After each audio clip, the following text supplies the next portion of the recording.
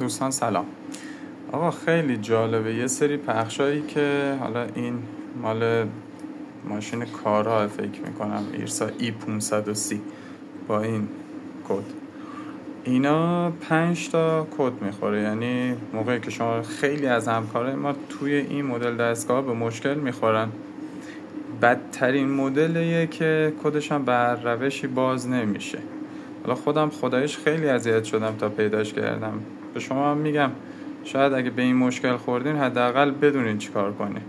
ببینین اینجا یه شماره سریال داره دستگاه. اگر که این شماره سریال پاک بشه این بخش دیگه کاریش نمیشه بکنی. یا دفترچه راهنماش باید باشه که این شماره سریال داخلش باشه، یا رو خودش هست. بعضی وقتا پاک میشه، اگر پاک بشه دیگه کاریش نمیتونیم بکنیم، چون اینا با ایپیرام برنامه زدن و اینا هم جواب نمیده.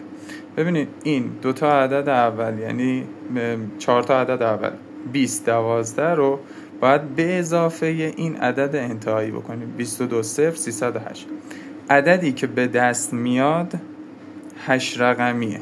شما این عدد 8 رقمی رو 3 رقم اولش رو فاکتور میگیرین، 5 رقم آخرش میشه رمز دستگاهتون. اینو سیف کنین، به دردتون میخوره. مطمئنا این دستگاه براتون میاد. میگم من خودم چند بار این ایراد برطرف کردم، ولی خب دوباره یادم رفته بود، ولی دوباره پیداش کردم، گفتم فیلمش هم بذارم حالا برای بچه‌ای که اگر کار تعمیر انجام میدن. حالا به درد دوستانم میخوره، ولی کسایی که کار تعمیر انجام میدن 100% این مدل براشون میاد، چون فوق العاده پخش مزخرفی. پس شد این 4 تا اولی به اضافه 5 تا انتهایی، 6 تا انتهایی، 6 تا انتهایی، 5 رقم آخری که به دست میاد میشه رمزتون.